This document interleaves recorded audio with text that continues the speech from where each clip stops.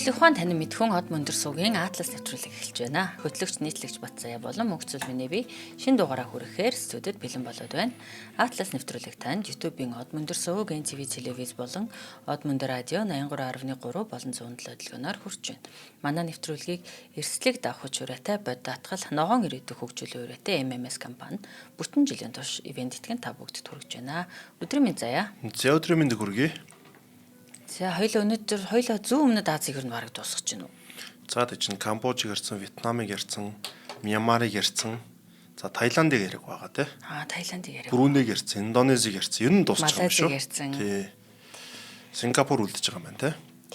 За өнөөдрийн дугаараараа Атлас нэвтрүүлгийнхаа энэ дугаараар бит хоёр зүүн өмнөд Азийн сая зааны эх орон Лаос улсын талаар ярих гэж байна.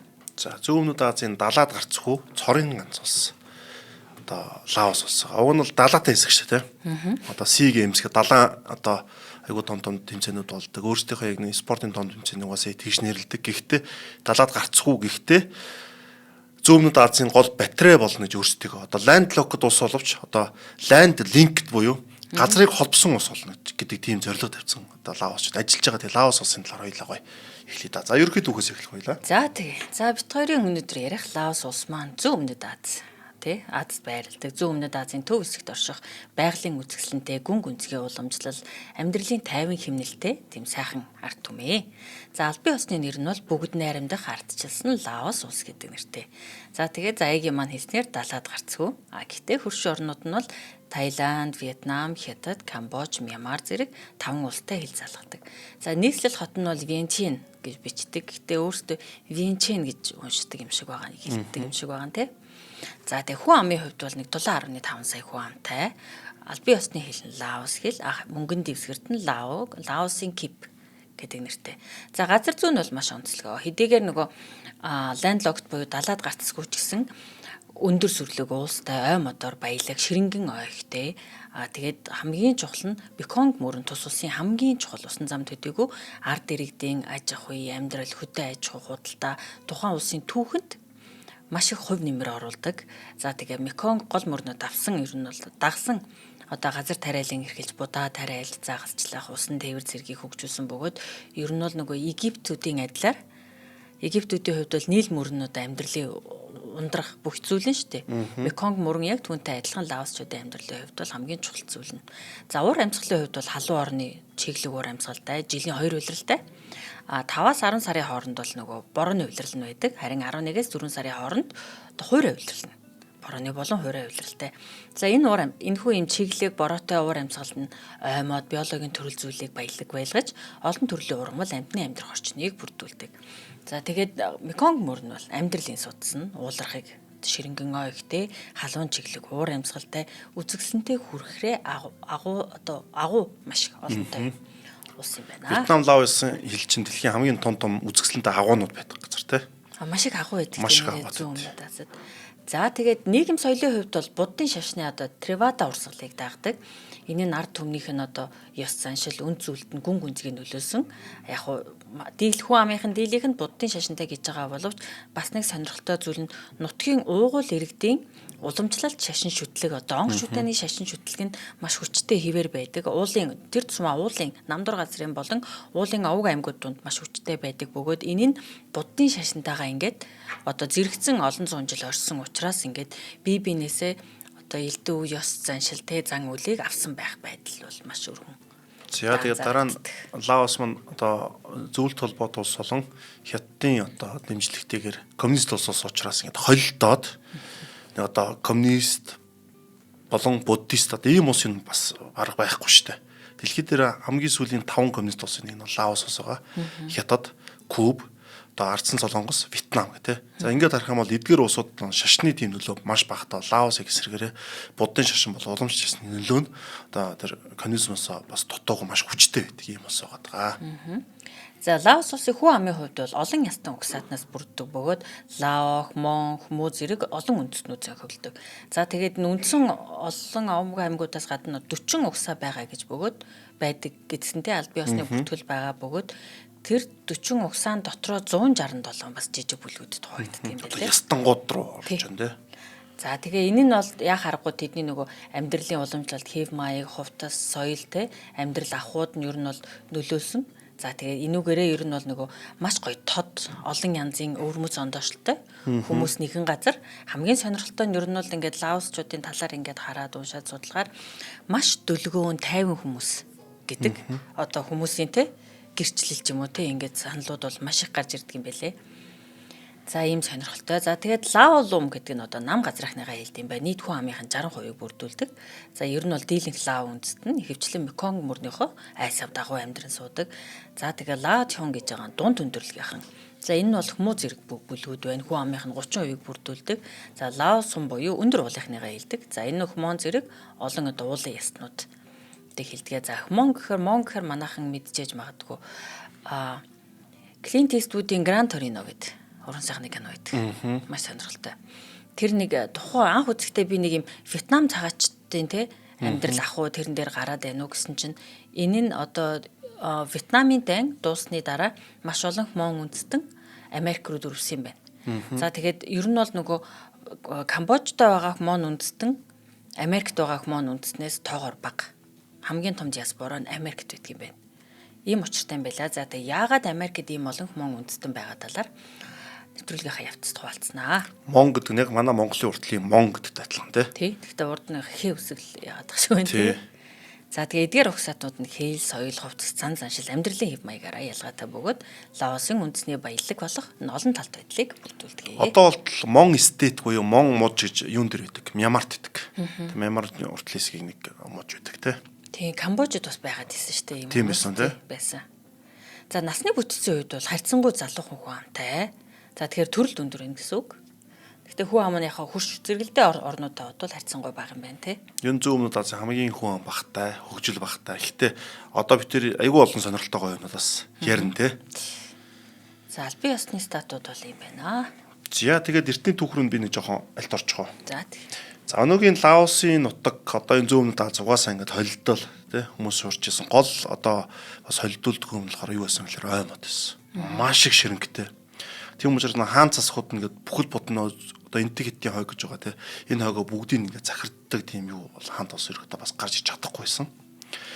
За өнөөгийн Лаосын нутагт бол хүн эрдэнэс амьдарч тэдний дунд бол Монг гихмээр гаралтай бүлгүүд дараа нь Тай Лао хил дард том Меконг мөрний сав газарт одоо суурьдаг байсан.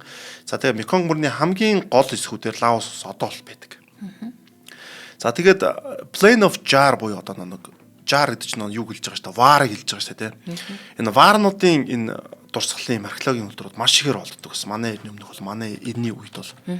За тэгээд энэ зан үлийн холбоотойгоор ийм олон оршуулгын юмнуудс энэ л болохоор жижиг ноёд хот усууд овог өмгийн холбоонд орч ирсэн ийм сонин зан үйл бол оршуулгын зан бол одоо тэр үед бол их байсан юм билээ. Тэгэхээр юу юм бэ лээ?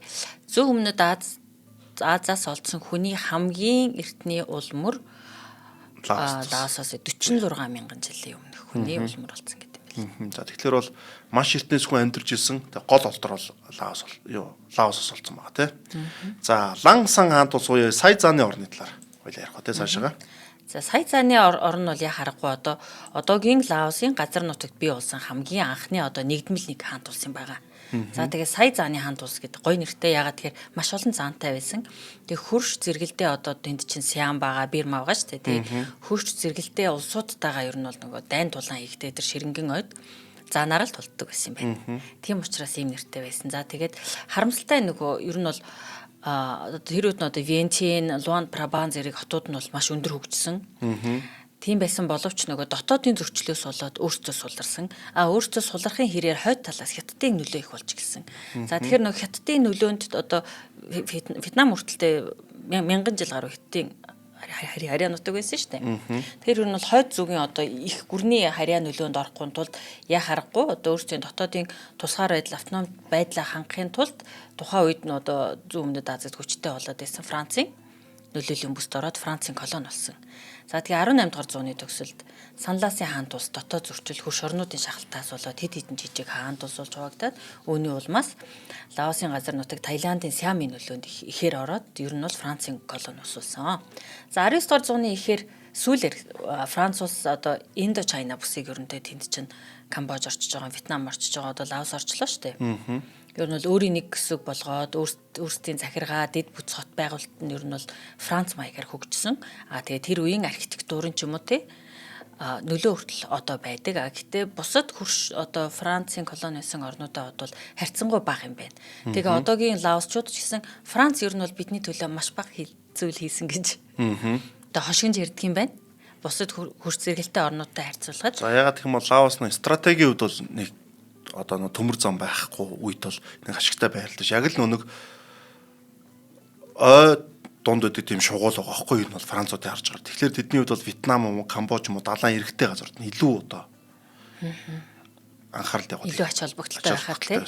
Гэхдээ тийм боловч одоо Францтай хамгийн сайн одоо дипломат харилцаатай бөгөөд Францаас гадна Франц хэлээр ярьдаг зүүн өмнөд Азийн хамгийн их хүн одоо Франц хэлээр ярьдаг зүүн өмнөд Азийн орн бөгөөд дунд сургуульд 3 хүүхэд тутмын нэг нь Франц хэл өөртөө сайн дураараа сурд юм байна.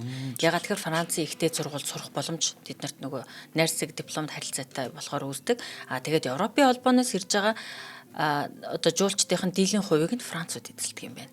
Тэгэхээр ер нь бол түүхэн энэ колонитэй харилцаанаасаа болоод найрсаг харилцаатай Француудын хувьд ч гэсэн Лаос ер нь сонирхолтой. Одоо нөгөө талаар харах юм бол Камбож, Вьетнам хоёрт нь Франц зөндөө юм хийсэн мэдээ боловч нөгөө хэд чи Француудаа илүү дургу талтай болсон. Эдэргээ ойртцсон. Тэнгүүд Лаос эдэргээ ойртоогүй яг тийм дуртай дургу асуудал үүсээгүйсэн. Тэнгүүд Лаостай харилцахад Францын хувьд илүү давуу тал байсан юм шиг те. Тийм магадгүй. За тэгээ Францын колони байжгаад 1940 он дэлхийн 2 дугаар дайны үеэр Японы эзэнт улсын одоо тэ харьяа нутаг болсон төв дүрмгийлэлд өртсөн. За тэгээ дэлхийн 2 дугаар дайны дараа буцаад Францын колони болоод өөрсдийнхөө автоном тэрхээ 1953 онд авсан байсан. Тэгээд 1975 онд өөрсдөө тусгаар улс болж тусгаар тогтноо 53 онд юм байна. Тусгаар тогтнолоо хүлээн одоо зарласан. За тэгээд харамсалтай нь энэ тусгаар тогтнолын дараа мэдээж иргэний дайны хүлд нэрвэгдсэн энэ улс маань. За Лаосын иргэний дайн гэж нэлээд том юм болсон. За энэ бол ерөөдөө 25 жил иргэний дайнтай байсан. За тэгээд иргэний дайн удаан болно гэдэг маш олон бүтээмж улсын хөгжил хүмүүсийн одоо маш олон юм хулгайлдаг тий. Одоо гадны улстай байлдах нэг өөр, дотооддоо хоорондоо байлдах нэг өөр гэдэг тий. Одоо энэ зүүн өмнөд Азийн гол асуудал маш их хүн амтай, овг ам ихтэй учраас дотооддоо маш их зөрчилтэй байдаг. Одоо Вьетнамууд, Камбожууд, Таиландууд, Лаосууд гэх. Тийм учраас энэ одоо Мьянмарын дотоодын дайн одоо л үргэлжилж жишээлбэл тий. Дэлхийн хамгийн удаан үргэлжилж байгаа иргэний дайн. Тэгэхээр энэ зүүн өмнөд Аз буюу одоо энтэг хэдийн хойгийн хамгийн гол асуудал нь өөрсдийн дотоодын асуудал гэдэг. Хоорондоо ерөөсө таарч тохирдгоо овг аймгийн мөргөлдөөн, бүлгийн мөргөлдөө гэхдээ дээрэс нь Хятадын санхүүжилт коммунист одоо улс болох гээд чи хувааж байгаа шүү дээ. Вьетнамыг хуваасан, Таиланд тэгвэл Америкийн талд гэдэг ч ингээд маш олон юм зөрчилдөөний талбараас стратегийн гол чухал бүс нутгаас учраас хоёр том гүрний бас нөлөө нэгээд юм орсон байдаг. За Лаос иргэний дайн бол 50-аас 75 онд үргэлжилсэн. За ямар хүмүүс хоорондоо ингээд байлдаад байна гэхэл нэгдүгээр Лаосын хаант засгийн газар байгаа. За одоо ерөөдөө энэ хаантаа улс тийм. За нөгөөх нь болохоор барууны чиглэлийн улсууд Америкийн дэмжлэгтэй. За нөгөөх нь болохоор коммунист буюу Орос хятадын дэмжлэгтэй Батет Лао хөдөлгөөний хооронд болсон. Гурван тал хоорондоо байлдаж байгаа гэсэн үг тийм. За гэхдээ энэ зөвхөн Лаосын дотоодын юм дайн бас байгаагүй одоо шууд хэлгээ тийм. Вьетнамын дайны одоо бааз байсан.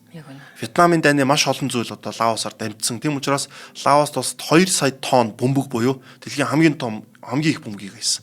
8 минут тутамд одоо тэр дайны үед 8 минут тутамд нэг онгоц бөмбөг хийж байгаа. Тийм одоо статистик бүр байдаг. За тэгээ Вьетнамын дайн, Хүйтэн дайн, Америк зөвлөлт, Хятад Вьетнамын өрсөлдөөн гэдэг Лаосын хувьд бол энэ олон бүс нутгийн дундах дайны талбар тэр нь иргэний дайн болсон. Маш одоо тийм харамсалтай төгөөг бол туулсан юм уус байгаа. За 1953 онд Францаас тусгаар тогтнохоос өмнө бол иргэний дайн гараад эхэлсэн. За тэгээ тусгаар тогтносон гэвч нөгөө саяны 3 хүчинд шууд хуваагдсан байдаг. За ингээд саяны 3 хүчинд хуваагдангууд Вьетнамд коммунист хөдөлгөөнийг бас хойд Вьетнамын дэмжлэгтэй гарч ирсэн байдаг. За хойд Вьетнам ерөөдөө өмнөд Вьетнамч Америкийн тал одоо ингээд дэмжиж байгаа тий. Хэрвээ энэ хоёр ингээд үлдсэн бол нэг нь өмнө Солонгос, энэ хойд Солонгос шиг байх бол бас магадaltaй. Хойд Солонгос арай дээр байх л та. Тэнгүүд энэ хоёрын стратегиуд юу чухал вэ гэхээр Лаосоор дамжиж логистикийн асуудлаа шийдэх нь хамгийн чухал байсан. Тийм учраас Лаос Вьетнамын дайны үеийн хамгийн одоо хилмигдсэн өөр улс болсон байдаг. Яг үнэ одоо хойд одоо Вьетнамаас дэмжлэг одоо хойд талынхан шүү дээ. Хятадаас дэмжлэг авдаг тал нь Хо Ши Минь трейл буюу хятад хойд хэсгээс нь нөгөө цэрэг зэвсгийн дэмжлэг маш их ирдэг ус учраас энэ замыг нь зогсоохын тулд маш их хэмжээний бөмбөг 2 сая гаруй тонн гэдэг чинь аимшигтай. Амар том. Тийм дэлхий дээр хамгийн ихтэйд өөрөөсөө нарийнхан одоо ингээд Вьетнам Лаосын газрын зургийг харахад Вьетнамч өөрөө нарийнхан урд штэ. За тэнгууд Лаос хажуу талд бас нэг тодорхой хэмжээнд бүр тийм урд биш нарийнхан бас урд ус байдаг. За тэнгууд Вьетнамууд өөртөөхөн газар нутгаар ингээд юм тээвэрлэхээр аюултай учраас Лаосоор тээвэрлдэг. Тэнгууд тэн дээр нь Америкууд тэрийг таслах нь аягүй чухал байсан. За ингээд маш их бомб гайдаг байсан. Ийм зүйл болсон байдаг. За ингээд хойд Вьетнам Лаосын нутгаар Хошимны зам гэдэг бүр ингээд замыг гаргаад тэр нь болохоор цэргийн хангалтын бүр ингээд сүлжээ болоод ингээд өргөцсөн байдаг. Тэгээд энэ замаар Вьетнам дахь коммунист хүчин цэрэг зэвсэх хүнс бүх юмыг нийлүүлсэн учраас Америк нэгдсэн улсууд бол энэ замыг бомбогдож энэ замыг хянана гэдэг хамгийн чухал. Яг тийм бол энэ хойд Вьетнамын одоо гол дэмжлэг байхгүй болох гэсэн. За ингээд Лаос улс маань 3 талд хуваагдаж дээрэс нь 2 том улсын хэдэн том улсын ингээд дунд ингээд нууц салханд орсон. За хамгийн гол нь Лаосын хаан засгийн байлдах ур чадвар сул байсан бол Америк шууд том одоо цэрэг оруулахын оронд одоо нууц одоо байгууллагаар дамжуулан нууцтай явуулчихсан. Тийм учраас нөө Вьетнамын дайны одоо нэг юунууд өгдөө ш хэрэгүүд өгдөө ш тэ. Тэн дээр Лаосыг байхгүй гэж байгаа бүр сүлд гарцсан. Одоо Лаост ийм болсон байна гэдэг хүмүүс бол ерөөдөө нэлээд сүлд битсэн. Тийм учраас энийг болохоор нууц айрам гэж нэрлэдэг гэсэн. За тэгээд Хмонг үндэстний цэргийн хүчин Америк нэгдсэн улс тусалж тэднийг ингээд дэмжиж ингэж авч явдаг гэсэн. Тийм учраас маш их энэ дайны дараа маш их мон үндэстэн Америк руу цагаацсан. Ягаад гэх юм бол эдгээр ингээд Америкийн талд ажилласан. За тэгээд коммунистууд нь засгийн эрх авч учраас энэ мон үндэстнүүд бол хавчигдана. Тийм учраас явсан. За энэ бол ерөөдөө Лаосоос гадна Вьетнам тас зөндөө байсан. Өмнөд Вьетнамчууд маш ихээр зугцсан. Камбожууд одоо Пол Потын дэглэмээс маш их зугцсан. Таиланд руу явсан гэдэг ч юм уу те. Ийм зүйл байсан. За нууц харим ямар үүрэгтэйс бол хойд Вьетнамын хөдөлгөөний тагнах Патет Лаогийн эсрэг уулын бүсэд тулдах те. За коммунистууд эсрэг те. За унсан Америк нэгдсэгчдийг аврах Хошимны замын хөдөлгөөний мэдээлэл Лаосын хаан засгийн газрын цэргийг дэмжих гэд маш олон ажлыг тэр дунд ингээд хийж явдаг гэсэн. За ингээд Америк нэгдсэн улсын бомбогдолт бол маш ихээр бомбогддог гэсэн. За ингээд дайн дуусч, иргэний дайн дуусч хаан засаг ерөөдөө ялагдсан байгаа. Хаан засаг Америк нэгдсэн улсууд одоо ингээд тодорхой хэмжээнд дэмжиж хэд хэдэн шалтгаанаар ялагдсан шалтгаан байдаг нь Патет Лао хойд одоо коммунист одоо Лаос ч тийм хойд Вьетнамын шууд зэргийн дэмжлэгтэй байсан. За Вьетнамд маш хүчтэй байсан гэсэн. За Вьетнамын туршлагатай цэрэг логистик зэвсэг улс төрийн зохион байгуулалт ерөөсөө энэ одоо Патет Лао гэдэг коммунист Лао хүчрэх бол хамгийн гол эхлэлийг тавьжсэн. За Америк нэгдсэн улсад бол Лаост ил тод хуурай том дай их боломжгүй байсан. Нууцаар байтгаас өөр сонголтгүй ус учраас бас нэг ялагдсан шалтгааны бол одоо энэ байгаа. Лаос төвийг сагсан улс гэж байгаа учраас нууц дайны бөмбөгдөлт нууц дайнд бол хамгийн хүрц ус нь болж байгаа. Хаан засгийн дотооддоо хуваагдмал авилгал ихтэй цэргийн хувьд сул байсан. Яг үнэ Лаосын хаан тас. За ингээд 1973 онд Америк нэгдсэн улс Вьетнамаас гарах бодлого баримтж гиснээр Лаосын иргэний дайн ч гэсэн дуусах тийшээ хандсан. За ингээд 1973 онд Вьетнамын дайн ингээд зогссон бол 75 онд буюу 2 жилийн дараа Лаосын иргэний дайн дуусч ингээд Патет Лаогийн тал ялж хаан засаг хонож коммунист ингээд Лаос улс гарч ирсэн байдаг. За ерөөдөө товчоор бол нэг ийм түүх гарцсан байдаг. Энэ түүхийг бол бид нар заавал ярихаас барахгүй. За тэгээд жижиг үр дагавар нь хаан засаг ингээд байхгүй болж ингээд бүр устсан. За ингээд коммунист гарчсан. За үр дагавар нь олон мянган аймаг өргөцсөн, дөрвсөн, албатан шилжүүлсэн. Ялангуяа Америк нэгдсэн улсад амтран байлцсан одоо мон үндэстнүүд бол хүнд байдалд орж олон Таиланд руу болон Америк руу дөрвсөн. За хуучин элит сэхэтэн хааны одоо албан хаагч цэргийнхэн барууныхан толботой хүмүүс олгох нь шин дэглэмж шахагдсан байдаг. За ингээд зарим нь хүмүүжлэх лагер руу явсан байдаг. За эдийн засгийн үр дүнд дайны дид үтс зам тариалан тосгон худалдаа бүгдээрээ сүйдсэн.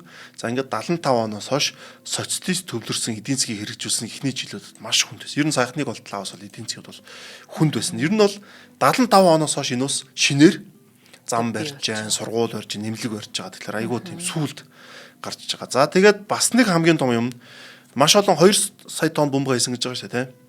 Тесрээгүй бөмбөг сум өнөөдрийн хүртэл Лаосын газар нутгаар үлдсэн байдаг. За энэ одоо тариалан эрхлэх зам барих тосхон одоо тэлэх ч юм уу хүүхдүүдийн аюулгүй байдал. Хүүхдүүд яад бол энд тоглоог үгүй явждаг тийм.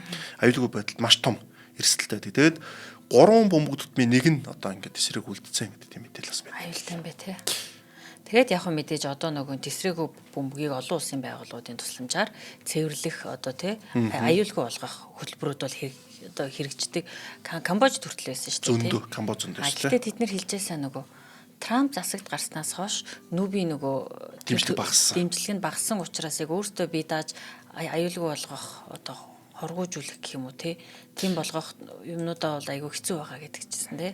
Тийм нэгжээс. За харамсалтай юм байл яг нэг тухайн бүс нутагт нь очижсэн учраас ингээл том пайсууд байна. Тэрэндээ энэ бол минь жилүүх талбай. Энэ бол одоо аюултай миньтэй талбай шүү. Яг бол тэрийг нь илрүүлээгүй гэдэг. За хоёлаа төр завсарлаад өнөөдрийнхөө ивент итгэжиг дүр тий.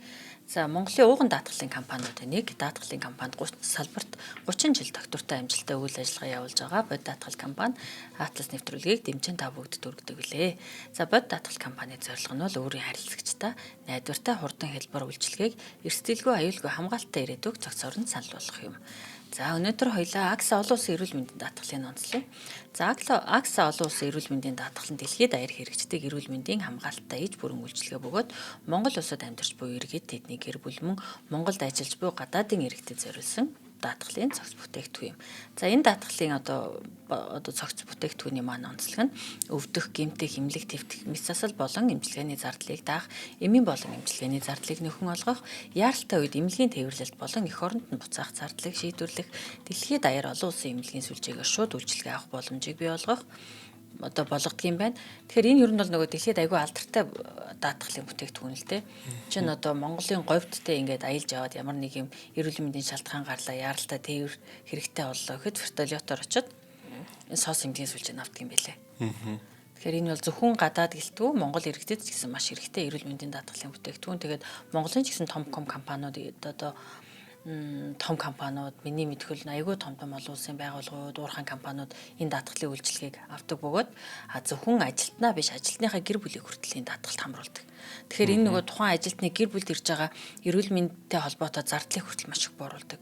Нэлт нойттой хүүхдэд цэцэрлэг сургуулийн насны хүүхдэдтэй бол ханаа түрхэд сайн эмнэлгээртэй очир дараал гэхгүй үйлчлүүлэх боломжийг бий болгож байна.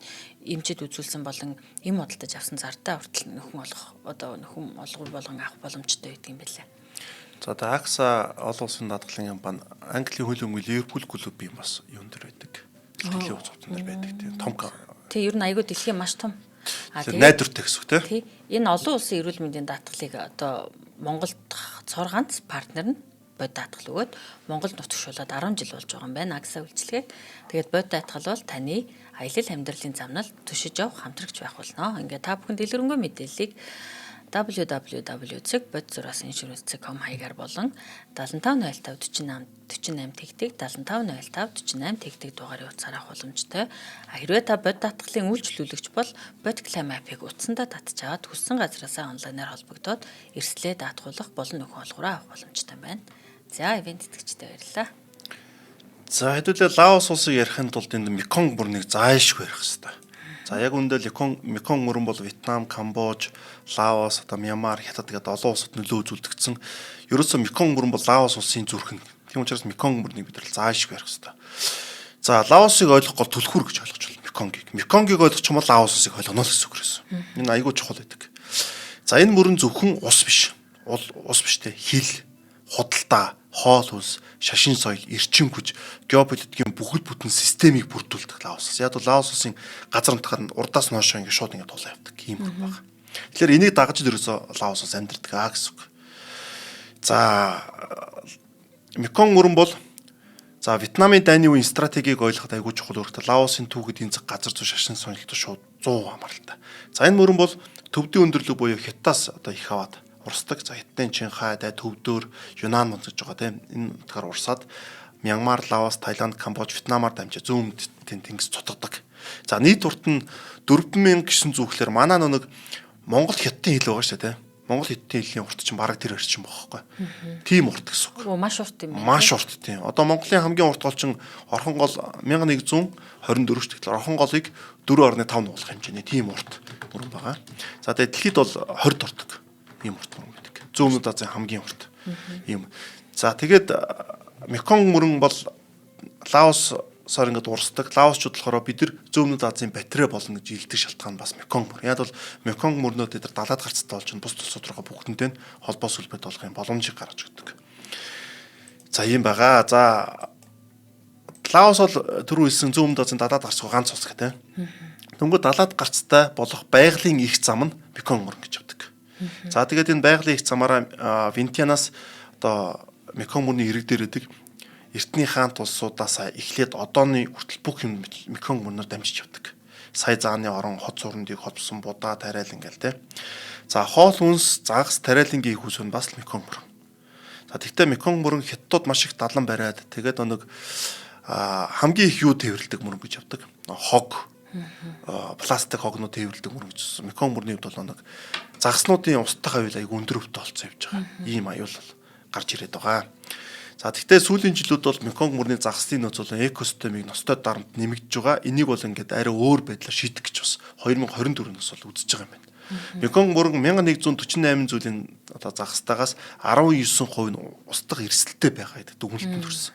За гол нь энэ дүгнэлттэй гаранд чинь айгүй чухал. Энийн дараагаас нь хамгаалах ажил эхэлнэ гэсэн. Урд нь бол ерөөсөө тийм байхгүй явжсэн.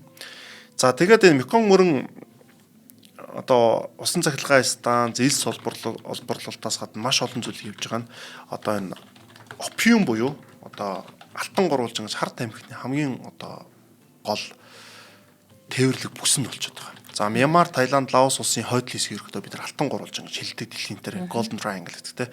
Энэ болохоор 20 дугаар зууны сүүлүүд дэлхийн хамгийн том опиум үйлдвэрлэлийн төвүүдийн нэг байсан. За газар зүүн дамжин өнгөрөх цангалаа. За Мьянмард үйлдвэрлэсэн хар тамхиг одоо Таиландаар дэлхийн дээр зардаг. За ингэ зарахын тулд Лаосаар заавал дамждаг. Лаос бол Меконг мөрөн бол бүр энэ опиум тээвэрлэг төгс одоо бүс нутаг гэж явд юм байна. За тийм учраас Лаос өөрөө нөө коммунист сасгалтай байна гэдэг чинь ядуу байна гэдэг нөө улс төрчид нь өөрсдөө авилгал дөртөх магадлал маш өндөртэй гэсэн. Тийм учраас Лаосыг бол ерөөдөө авилгалын бас их орон гэж хэлэхэд бол нэг буруу. Авилгалын индекс маш өндөртэй. Дэлхийд дээр ингээд улсуудын одоо үнэлгийг гаргахаар Лаос дандаа хоогоор явждаг. Тэгэхээр нэ авилгал болон эрхчлөөтэй байдал Лаос бол ерөөдөө таалтай гэсэн. За ингээд Лаос бол эдийн засгийн энээсээ болоод 2000 онд эдийн засгийн одоо тусгай бүс байгуулна. Golden Triangle Special Economic Zone гэж байгуулсан байдаг. Одоо эдийн засгийн бүс гол алтан гурвалж. Гэхдээ энийг бол олон улсын байгууллагууд бол ерөөдөө нэлийн шүүмжилдэг. Яг тэгвэл энэ бүсийг мөнгө угаах, хар тамхины намаа, хүний намаа, цахим залилангийн төв болсон гэж агиухэр шүүмжилдэг. За тэгвэл энэ дээр хятадын хөрөнгө оруулалтын талаар юмнууд орчиж байгаа тийм. За ер нь бол Лаосын газар нутаг дотор одоо газар зүүн хилэг дээр бол энклав гэдэг те өөрийн одоо те бүхэл газар нутгаас гадна өөр улсын хил дотор байгаа өөрийн газар нутаг гэж. Албан бусаар бол бүр одоо хятадын энклав буюу хятадын газар нутаг гэж одоо нэрлэдэг. За чиний хэлсэн бол нөгөө алтан гурвуулжингийн эдийн засгийн бүс байна. Тэгээд Бутан гэдэг бас үзэсгэлэнтэй Бутан гэдэг нутгийн эдийн засгийн бүс гэж байгаа. За энэ яасан бэ гэхээр Хятад улс Лаост маш их хэмжээний одоо авлагатай гадаад өртөө хоноо шүү дээ тий. Одоо Лаос улс Хятад маш их хэмжээний гадаад өртөө. За тэр гадаад өрөө яаж хариулдаг вэ гэхээр ерөөсөө нөгөө эдийн засгийн хамтын ажиллагаа эдийн засгийн хамтын ажиллагааны хүрээнд өөрийн газар нутгийг концессийн гэрээгээр тодорхой хугацаанд тухайн улсад одоо хэрэглүүлж байгаа гэсэн үг. За тэгээ ийм газрууд байдаг бөгөөд за энд нь яадаг вэ гэхээр Хятадын засгийн газар тэр чинь одоо чинь тэр Меконг мөрний дагуу байгаа тэр Боке гэдэг мужид нь бол 3,000 га бүс гэж байгаа. Маш том. За энэ нь Хятадын одоо Хятад жуулчдад зориулсан аялал жуулчлалын хөрөнгө оруулалтын бүс болгож байгаа. Хятадын казино, аялал жуулчлал, худалдааны томоохон төвүүд бий болсон тий. Зарим одоо шинжээч хүмжлэгчд бол энэ яг л Хятад болчлоо гэдэг. Хүн амын дийлэх нь Хятад хүмүүс байдаг. Хятадаар ярьдаг, Хятадын юань хэрэгэлдэг, Хятадын компаниуд үйл ажиллагаа явуулдаг юм давуу тал бий болчихсон. Зарим нөхцөл зөвхөн Хятадд төлжилдэг.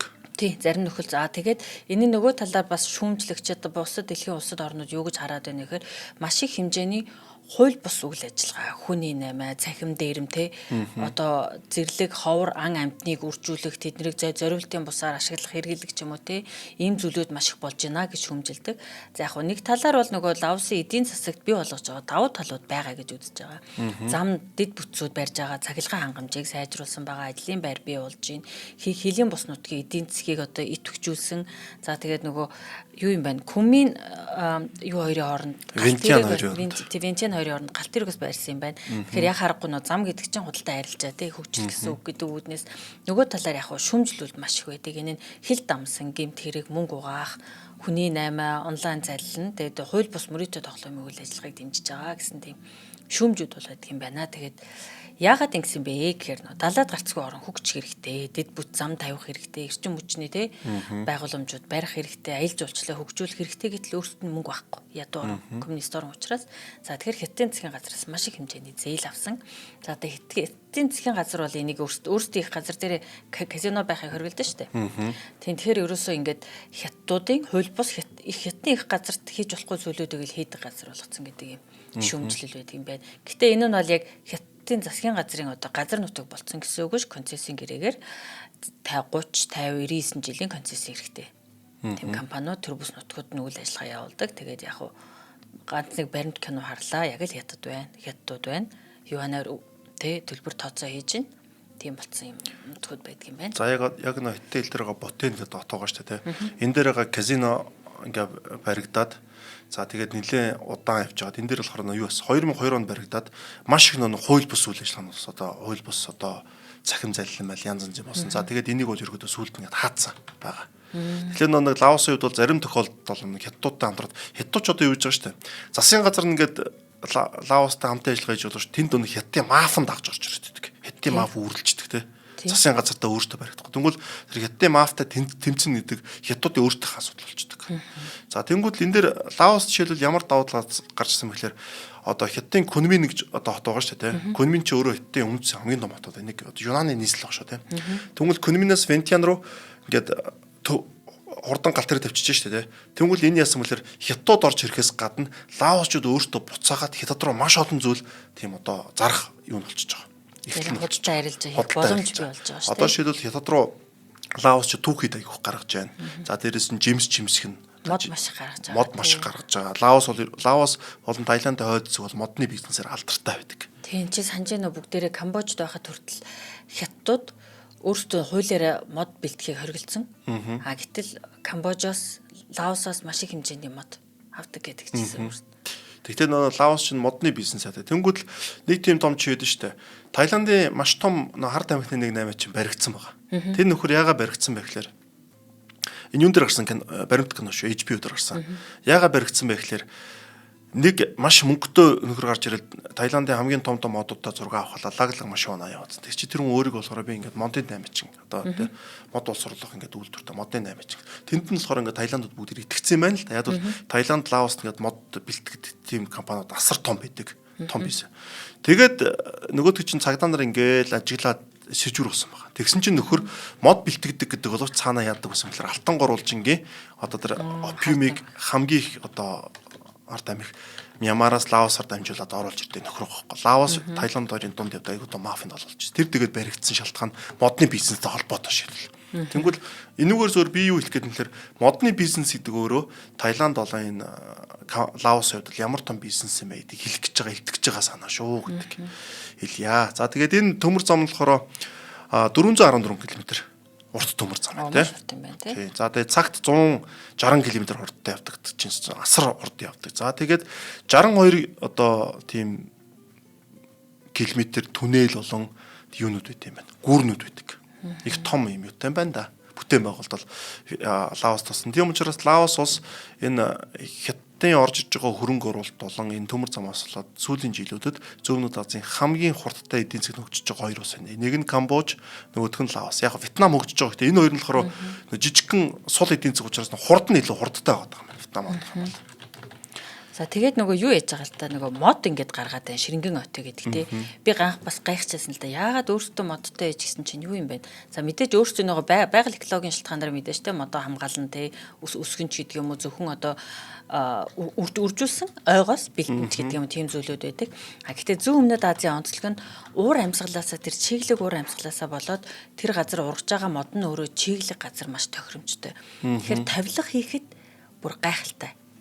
Ягаад тэгэхээр чигтэй газар ингээд бид нэр ингээд шахмал тавилгаа авчвал хөөгөөд пимбигээд хивээ алдаад муухай болно. Гэтэл нөгөө маш гоё үнэтэй тавилгууд байгаад идэв шүү дээ. Гоё мод нь тэр чин дандаа зүүн өмнөд Азийн тэр чигтэй уур амьсгалаас гарсан гоё моднууд байдаг юм байна. Гоё гайз. Тийм байна. Тэгээ тэр нөгөө яг уур амьсгалтай зөгцсөн болохоор пам байхгүй, пимбихгүй, хэлбэрээ алдахгүй маш бат бөх үзэсгэлэн тэ. Улаан мод гэж ийн, кошин мод гэж ийн, ер нь гоё мод махогоны зэрэг. Одоо Вьетнам ч нэгдэж шин Америкийн тендер хөөгтэй сонсдог ус. Америкууд Вьетнамын модонд нь шунаж байгаа маа гэдэг би гайхдаг гэсэн байхгүй. Одоо Америкчууд өөрөө модгүй махна. Модны чанарын хувьд хамгийн сайн одоо чанартай моднууд төр Вьетнам болон Лаос байна тий. Тийм байна. За хоёлаа төр завсарлаад хоёр дахь ивент тэтгэжээ дурджээ. За ногоон ирээдүйг хөгжүүлэгч MMS компани наадас нэвтрүүлгийг ивент тэтгэн та бүгд төрөж байна. За MMS компани нь эрчим хүчний салбарт үйл ажиллагаа явуулдаг бөгөөд байгаль дээлтэй сэргээгт эрчим хүчний системээр дамжуулан айл өрх аж ахуй нэгжүүдэд бие даасан эрчим хүчний төслүүдийг хэрэгжүүлдэг.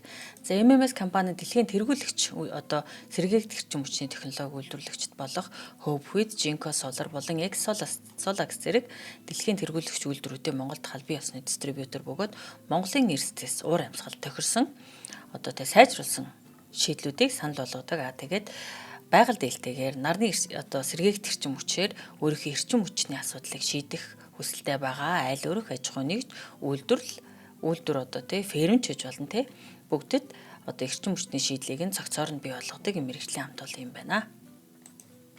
Манайх уг нарны эрчим хүчний нөөцөл маш өндөр тооцогддог Манайх бол одоо нөөц их байна гэхдээ ашиглаж чадахгүй нэг асуудал байна Тэгэхдээ одоо нөгөө бас ийм мэргэжлийн компаниуд байгаа болохоор аж ахуй нэгжүүд айл өргүүд ч гэсэн одоо байгаль дээлтэйгээр бас эдийн засгийн хэмнэлтэйгээр эрчим хүчний асуудлыг шийдүүлж байгаа бах уу. За ивент тэтгэгчтэй баярлалаа. За ивент тэтгэгчтэй баярлалаа. За ингээд Лаосын нэг жижигхэн нэг жоохон хар бараа нэг зүйл ярьчаа. Тэгээд хоол хүнс гой сайхан зүйл байна.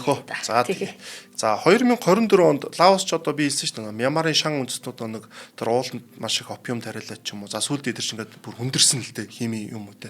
Лаосаар дамжуулаад Таиланд руу оруулдаг, Камбож руу оруулдаг гэсэн шүү дээ. Тэнгүүд л яадаг вэ гэхээр Таиланд, Камбож руу орохоос нь өмнө Лаост энэ одоо юунуудыг барьд юм байна. Одоо метамфетамин гэдэг энэ хүндэрсэн байцуудыг 2024 онд Лаост 91.5 сая метамфетамин шахмал хурагдсан байна. Энэ бүр түүхэн дээд амжилт болсон. Мөн 5.3 тонн кристалл одоо бид нархаас мөсгөж ярддаг тэрийг хураасан байна. За ингээд энийг хураасан нь одоо 2024 онд нэгдсэн үндэсний байгууллагын урд өмнө байгаагүй хэмжээний үйлдвэрлэл 8 байсан. Энийг бол ингээд тодорхой хэмжээнд таслан зогсоосон гэдэг. Тэгэхдээ Лаосын нэг иргэний зарим газарт нэг төрийн яналт цул авидгалаар юмнууд явдаг учраас тодорхой хэмжээнд бол алддаг. Гэхдээ Лаос бол одоо юу гэж юм бэ? Энэ бүс нутгаас ингээд маш олон ийм бодисуудыг ингээд хурааж авч байгаа. Гол бүс нутг болж байгаа. 2023 онд бүс нутгийн нийт метамфетамины хураалтын ойролцоогоор 75% нь энэ бүсд одоо Меконгийн бүсд бүртгэгдсэн байдаг. За ийм юу бол байна. За Лаосын хоол, амтан, спорт гэл гоё юмнууд руу нэлээд орё та тий. За тэгэхээр Лаост бол 3 нэгдсэн үндэсний байгууллагын соёлын өвд бүртгэгдсэн гайхалтай газрууд байдаг. За тэрнээс хоёрын талаар дэлгэрэнгүй одоо танилцуулъя. Нэг нь бол Luang Prabang эртний нийслэл нь. За энэ бол Лаос улсынхаа хойд хэсэгт оршдог бөгөөд эртний хант улсынхын нийслэл. За Меконг болон Намхан мөрний бэлчэрт байрладаг Лаосын хамгийн түүхэн соёлын үнцэнтэй хотуудын нэг. 1995 онд нэгдсэн үндэсний байгууллагын дэлхийн одоо үеийн жагсаалтад бүртгэгдсэн бөгөөд онцлог нь одоо анхны хант улсаас үүдэлтэй байна л да нөгөө Лансан сая зааны хант улс байсан шүү дээ. За 14-өөс 20 дугаар зууны үеийн түүхэн хот буддын шашны 30 гаруй сүм хийдтэй Францын колони үеийн архитектур нь бас хадгалагдсан үлдсэн. Өглөө бүр ламдар мөргөл хүлээн авах ёслолоор алдартай.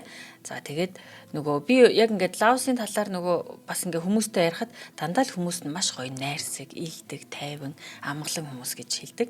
За яг энэ одоо Лаосын энэ одоо бид нарын яриад байгаа энэ уур амьсгалыг яг бүрнээр нь мэдрэх боломжтой тийм газар юм байна. За заяагийн маань түрүүнд дурдсан Варны тал гэж байна шүү дээ. Plain of Jars. Энэ бүр маш сонирхолтой газар. За ягаад тэгэхээр ингээд та бүхэн нэг талаар дүрэн манай найруулагч зургийг өгчөөж магадгүй тал дүрэн амар том чулуун варнууд байна л гэж бодъё. За энэ аврах том чулуун варнууд бөгөөд зарим нь бүр 3 метрээс дээш өндөртэй хитэн тонн жинтэй байдаг. Тэгэхээр яаж энийг хүн хийжсэн гэдгийг сонин те. За энэ варны тал нь бол Лаос улсын төв хэсэгт байдаг Сянхуан өндөрлөгт орших бөгөөд дэлхийн хамгийн нууцлаг археологийн дурсгалуудын нэг юм байна. Одоо болтол эрдэмтэд яг ямар зориулттай яадаг байсныг нь одоо баталж чадаагүй байгаа маш олон таамгууд байдаг. За тэгээд археологчдын үзэд одоо шинжилж дүгнж байгаагаар бол энэ варнууд нь манай эртний 500-аас манай эртний өмнөх 500-аас манай эртний 500 одоо оны хооронд 1000 гаруй жилийн хооронд бий болсон байх гэж үздэг. За юунд ашигладаг вэ гэдэг нь ер нь бол таамаг. За зарим судлаачид бол энэ бол зан үйл, шашин зан үйлийн шинжтэй. Нас орсон хүнийхээ шарлыг нь түр хадгалдаг дараа ертөнцид ч юм уу сүнсийг нь ингээд амьдралах хугацааг өнгөрөөдөг газар гэж. А зарим нь бол энэ нөгөө одоо одоо бүрлээч те нас барсан хүнээ дотор нэгэ шатаадаг байсан, чандралдаг байсан баарч гэж тайлбарлалт юм байна. Нутгийн хүмүүс домгороо юу гэж үздэг вэ гэхээр тухайн нутагт байсан авраг биетэй хүмүүс аян дайнд ялсны дараа будааны дарс эсэхийн тулд эдгээр том баарыг бүтээсэн гэж тайлбарладаг юм байна. Тэгэхээр энэ бол дэлхийн археологийн түүхэн дэх маш хамгийн том нууцлаг тохиолдол одоо археологийн олдуруудын нэг юм байна. Тэгээ 2019 онд ЮНЕСКОгийн дэлхийн соёлын өвийн жагсаалтанд бүртгэгдсэн ийм сонирхолтой газар юм байна. За тэгээ Лаос ч нөө уул нуруу ихтэй тэгээ Меконг мөрний одоо нөө цутгуулууд гэж байгаа шүү дээ. Энээс шалтгаалаад олон агуутай байдаг гэсэн. Олон сайхан агуу үзэж болно. За дээрэс нь Лаосын нэг том зүйл нь болохоор хүрхрээнүүд байдаг. Үнэхээр олон гой хүрх. Дэлхийн одоо хамгийн үзэсгэлэнтэй хүрхрээнүүд гэх юм бол одоо үүд чи бид нар Ниагара ч юм уу одоо Ягуасууд очоод тэр нөө том хүрхрээнүүд үзэж болж шүү дээ. Лаос болохоор тэдэр шиг нүцэр том бичгсэндээ жижиг мөртлөө үнэхээр гой хүрхрээнүүд маш олон байдаг. Тэр ингээд одоо үүд чинь том хүрхрээг бол хүн ингээ холоос харна шүү дээ. Холоос хард. Вьетнамын Лаосын хүрхрээнүүдийг болохоор очоод дунд нь ороод ч юм уу өөрөө үзээд ингээд явж болдог тийм гоё хүрхрээнүүд. Доор нь ингээ ороод норж морж болох нь шүү дээ. Гэхдээ тэр нь болохоор нэг хоёрхан тийм хүрхрээ биш. Тэгээ маш олон. Гэхдээ тэд нь аюу гоё үзэсгэлэнтэй. Маш гоё байгальтай. Тэгэхээр энэгээрээ болохоор юу одоо Лаос улсад бол байгалийн хувьд илүү гоё юмсэг тийм үзүүштэй зүйлийг өгдөг. За тэгээд юу бод юм байна. Хамгийн гоё хүрхрээ үзэх аялууд гэхээр дандаа Лаос гарч ирд юм байна. Санал болгодог Лаосын одоо хүрхрээний аялуудыг. За яг хоёр маань Лаосынхаа нэвтрүүлгийг бэлдэжсэн. Явах уу хоёлаа явъя гэж шийдчихээ сууж байна. Яг л нөө Вьетнам руу явжсандаа Вьетнамд очиход яг нөө Лаос шиг одоо Камбож өртөд гоё юусэн те. Тэгээ Лаосын талаар унсч Вьетнам Камбож өрийг сансан гэдэг шиг. Тэгээд од мөндөртэй аялал маань Лаос руу аялал гарганаа тий. За үндэсний хоолойхын талаар ярих. За тэгээ үндэсний хоол ярэ. За үндэсний хоол нь бол Зүүн Өмнөд Азийн хоолууд ер нь ерөнхийдөө хоорондоо төстэй. Хоол нь Таиланд, Вьетнам, Хятад, Камбожийн нөлөөтэй боловч өөрийн гэсэн бас онцлогтой. За тэдний ер нь бол хоолны үндэс нь нөгөө sticky rice буюу наалдамхай нэлцгай будаа. Бараг бүх хоолтойгоор цуг гэдэг гэсэн. Нэлцгай будаагаа иддэг.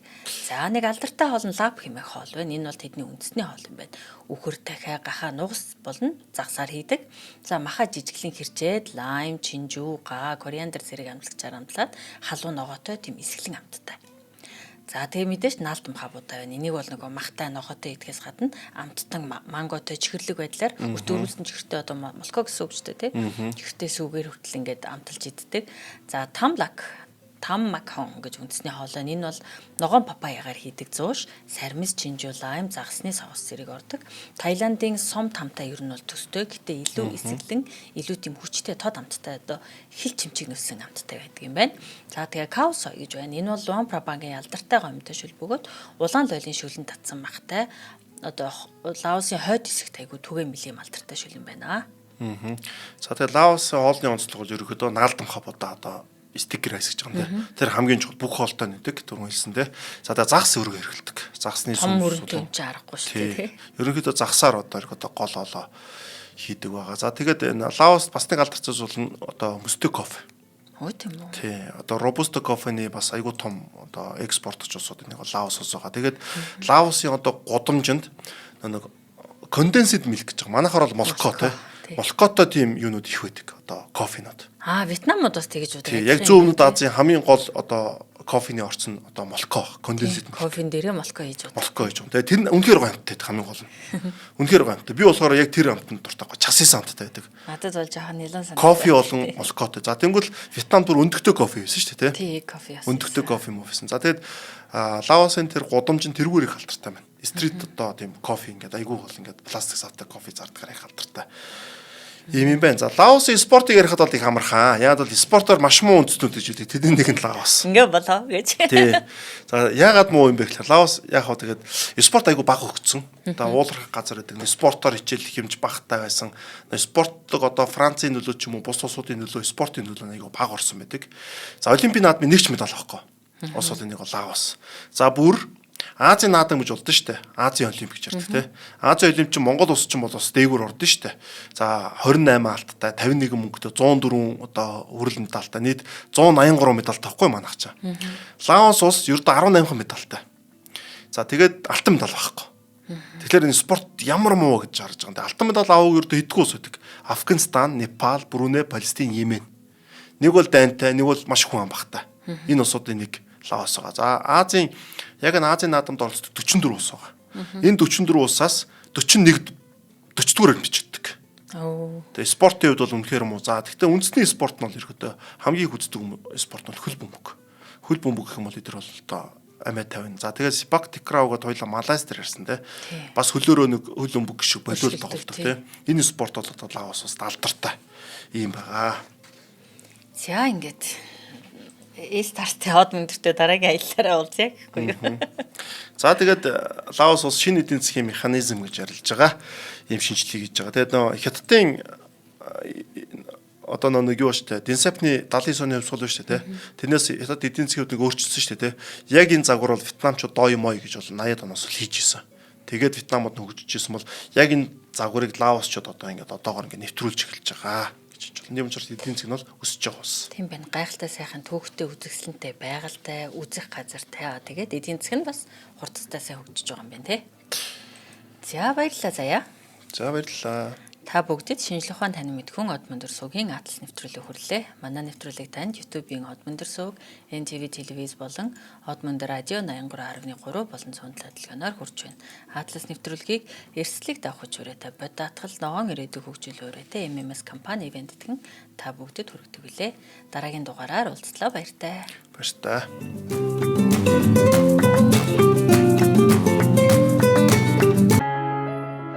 Нэвтрүүлгийг хүлээн авсан Нарны аймгийн монголчуудаа баярлалаа. Од Мөндөр сууг нь энэ мэдчлэн таны мэдхүү мянган нэвтрүүлгийг 2026 оны 7 сарын 1 хүртэл та бүхэндээ хүргэх юм. Их хэлээрээ шинжлэх ухаан танин мэдхүүг түгээхийн үлсэд нэгтгэх хүсвэл та бидэнд хандив өгөх боломжтой. Жилдээ ганцхан удаа 100,000 төгрөгөөр биднийг дэмжснээр шинжлэх ухаан танин мэдхүйг түгээх энэ үйл хэрэг амжилттай үргэлжлэх юм. Од Мөндөр нэр дээрх Худлаа ажлын банкны дансгаа 4191 тэг 4518. Та 100,000 төгрөгөөр шилжүүлэхдээ гүйлгээний утга дээр нь өөрийн нэр болон утасны дугаараа заавал бичээрэй. 100,000 төгрөг хандалснаар Од Мөндөр суугийн алтан гишүүн болох юм аа. Шинжлэх ухаан танин мэдхгүй Монголд ялах болтугай.